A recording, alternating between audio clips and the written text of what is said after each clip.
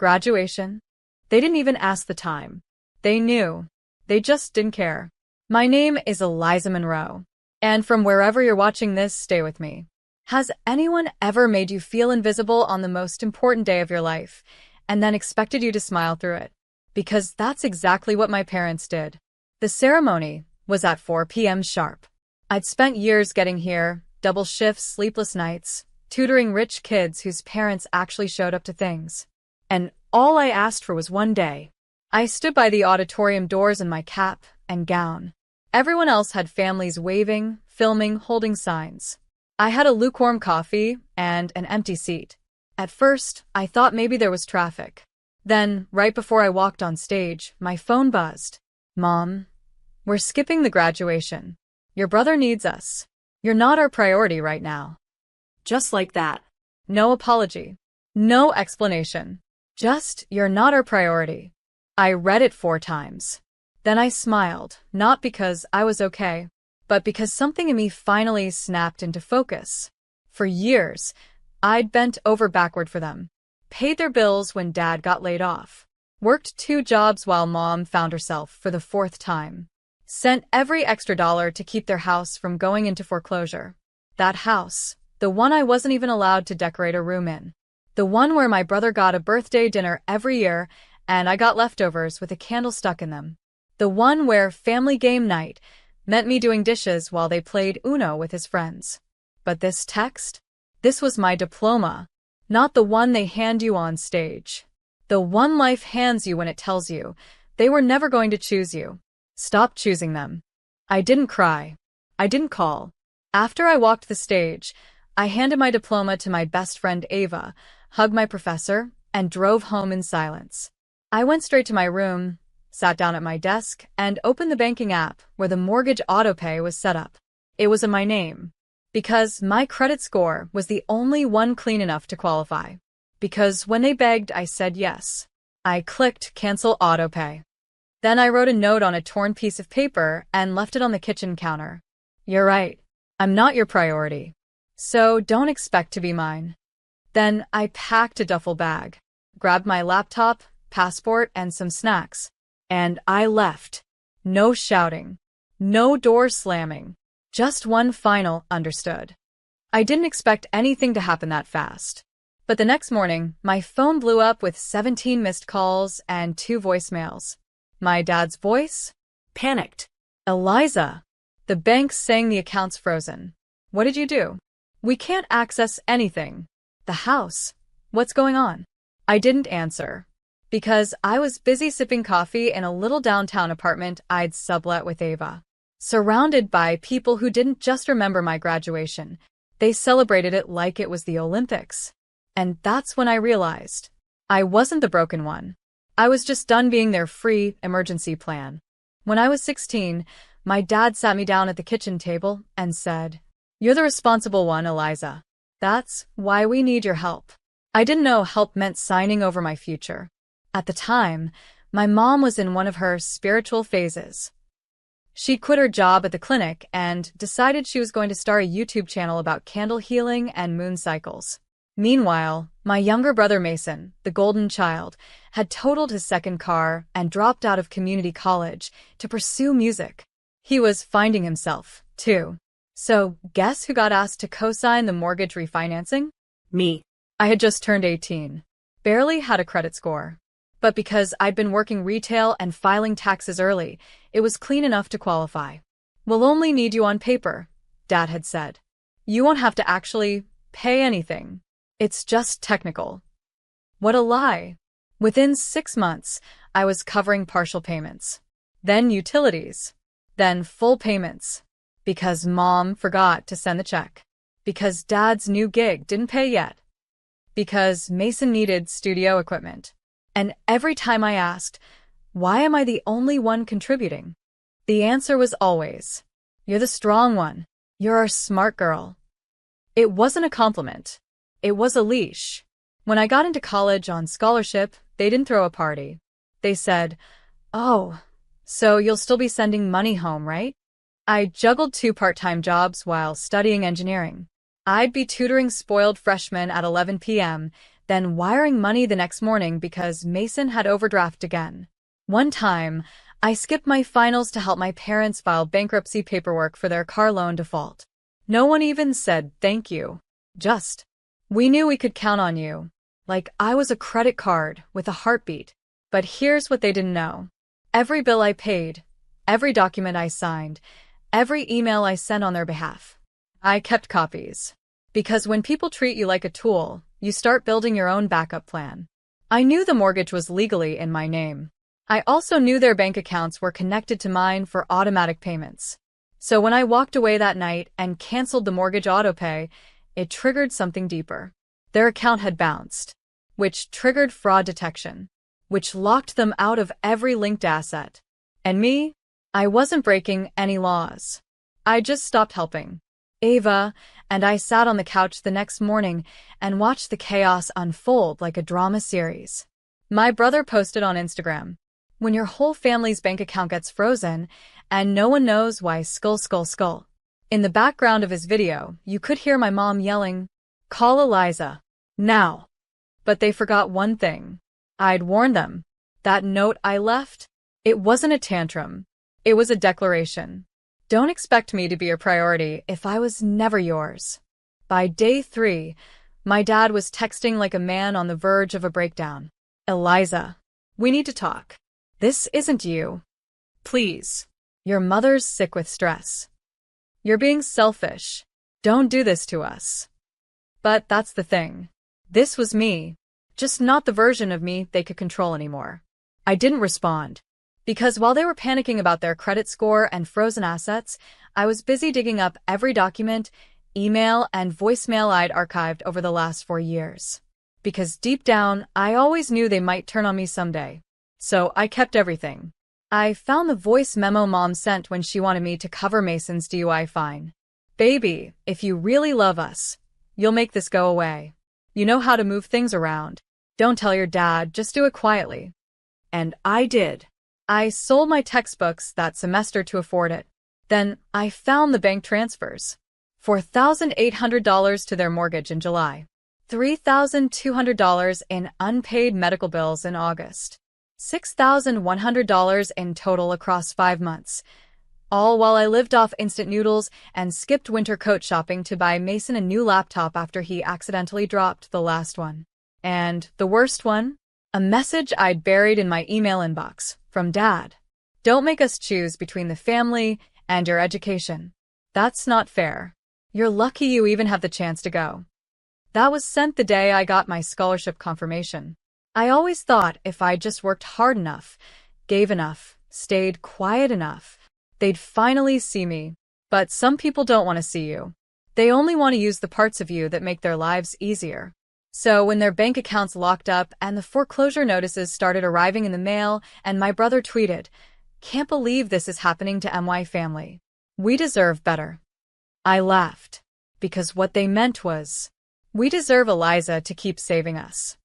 But not anymore. This wasn't just about unpaid bills. This was about every birthday they skipped, every silent treatment they gave me, every backhanded compliment when I got an award, every time they said, "You're too emotional," when I begged them to just show up. I even remembered the night before my graduation. I texted the family group chat. "I graduate tomorrow. Hope to see you there." Not a single reply. Not even a thumbs up. And then the message that followed, hours later.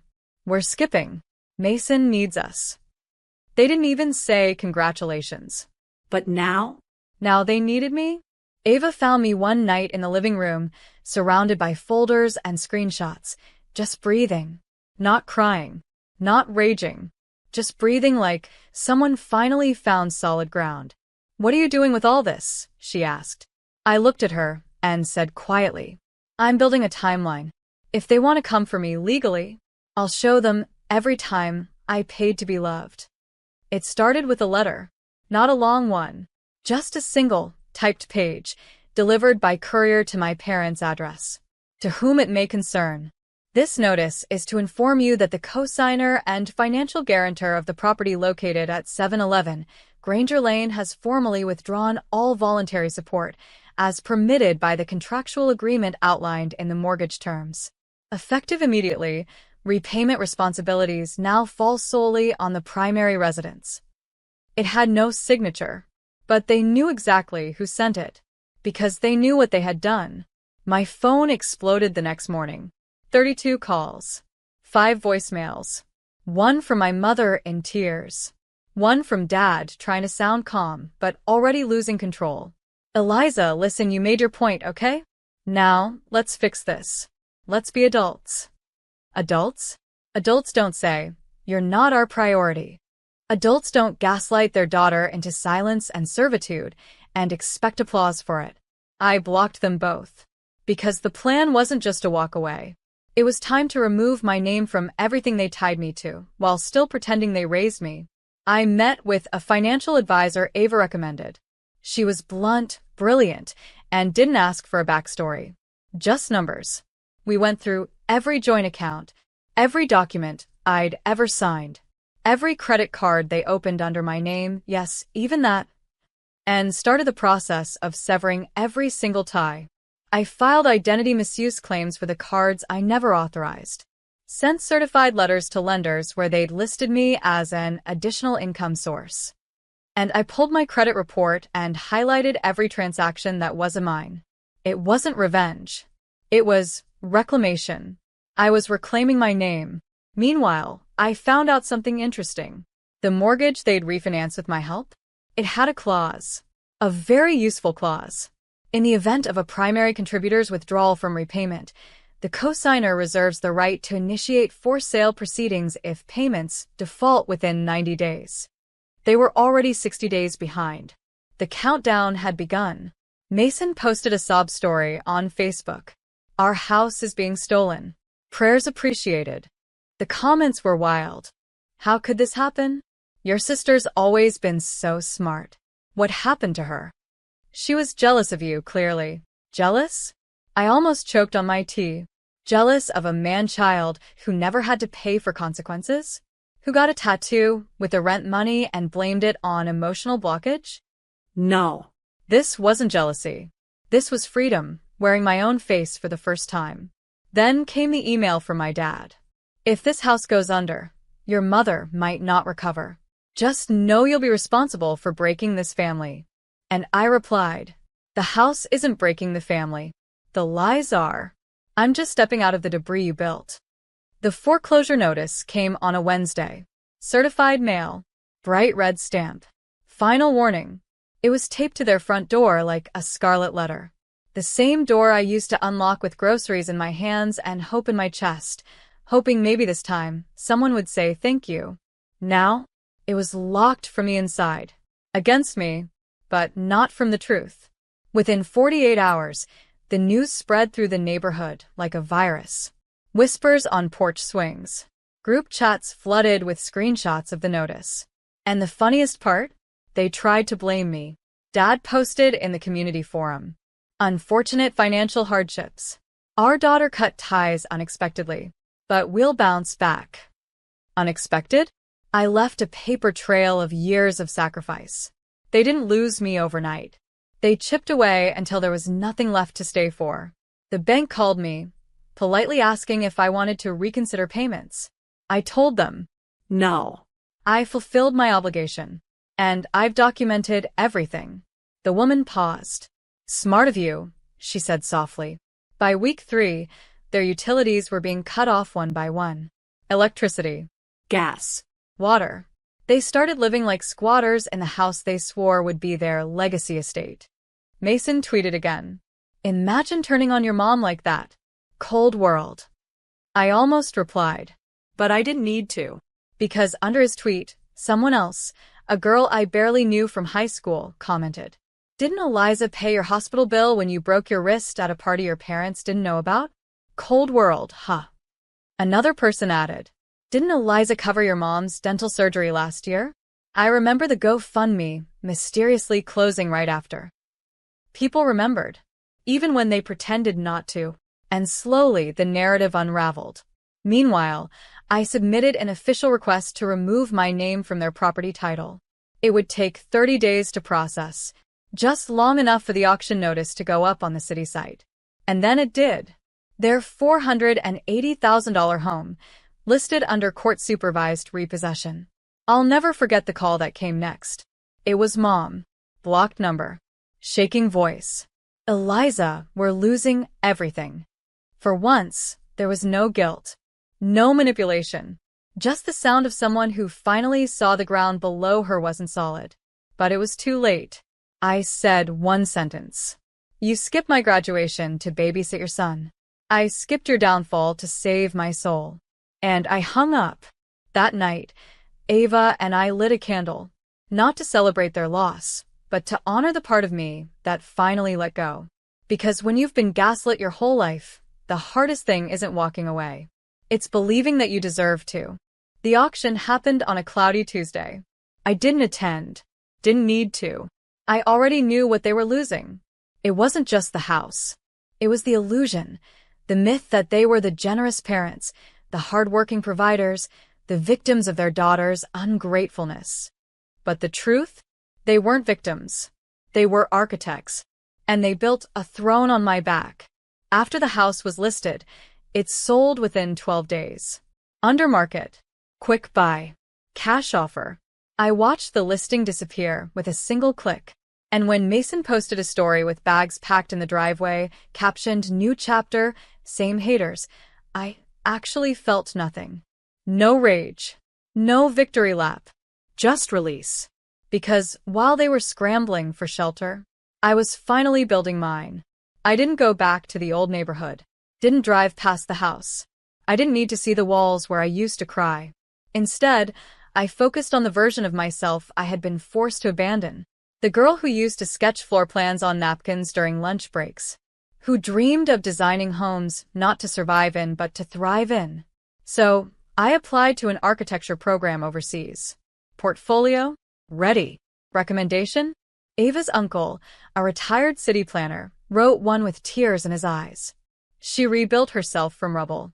The world deserves to see what she can build next. I got in. A month later, I boarded a plane with just 2 suitcases and a vision. While they clung to the last crumbs of comfort, I stepped into the life they never imagined for me. Not because they couldn't see it, but because they were too afraid I'd realize I could have it without them. And for the first time in years, I started to feel proud of my name again. Eliza Monroe. Not the backup plan. Not the emotional accountant. Not the fixer of everything they broke. Just me. Free. Unclaimed. And absolutely unapologetic. One night, I got an email. From Mason. Subject line. You win. I almost deleted it. But curiosity won. Mom's been crashing on couches. Dad's in and out of part-time work. I guess you were right. I didn't see it before. Thought you were just being dramatic. But now I get it. You weren't trying to hurt anyone. You just finally stopped hurting yourself. I didn't reply.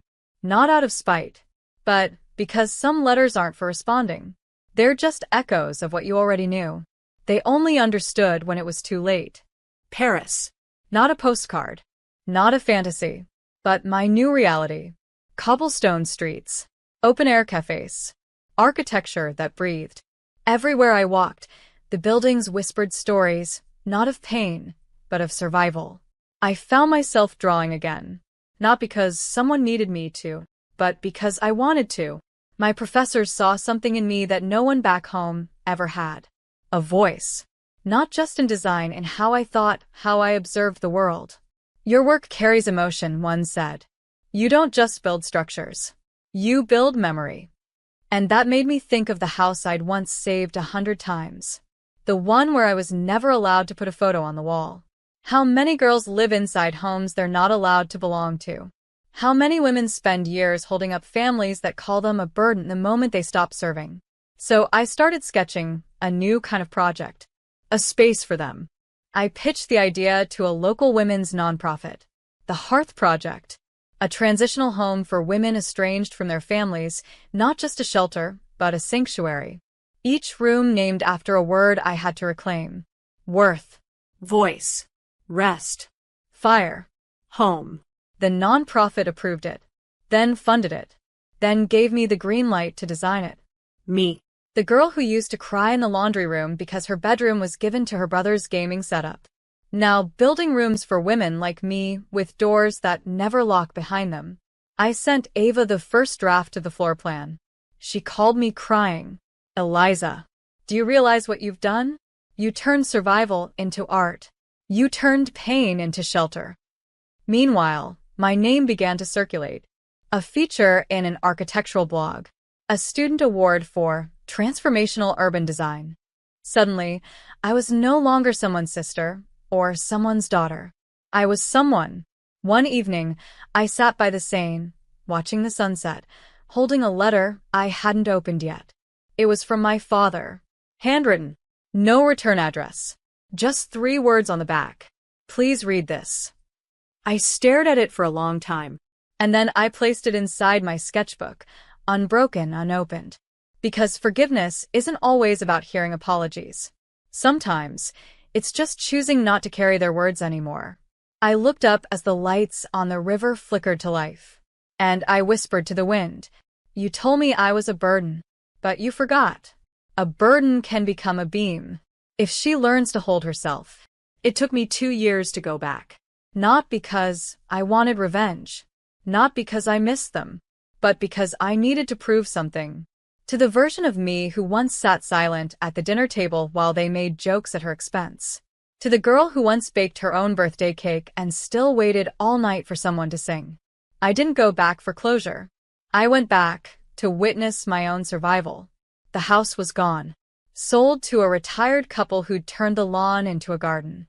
Where chaos once reigned, now stood calm. I didn't knock. I didn't need to.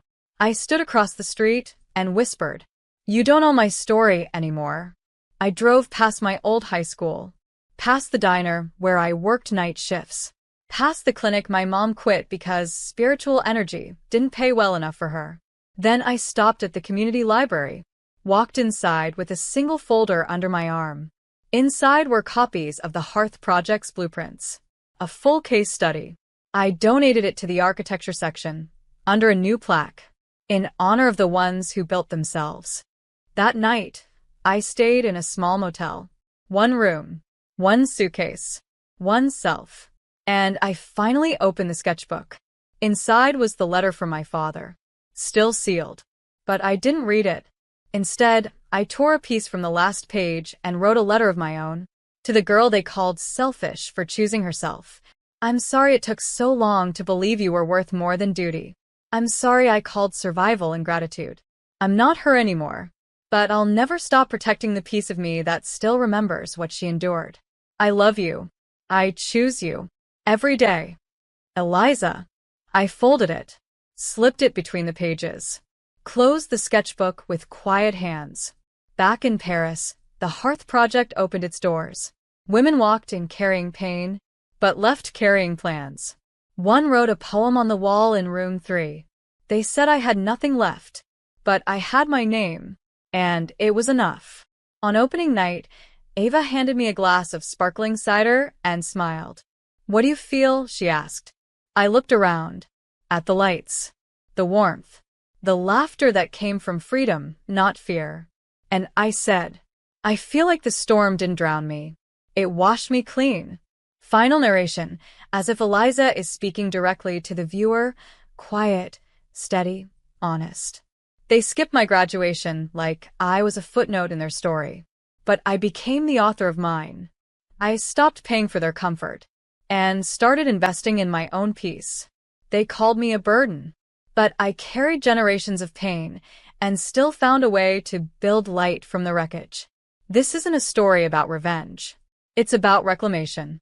And maybe it's about a girl who finally became her own home.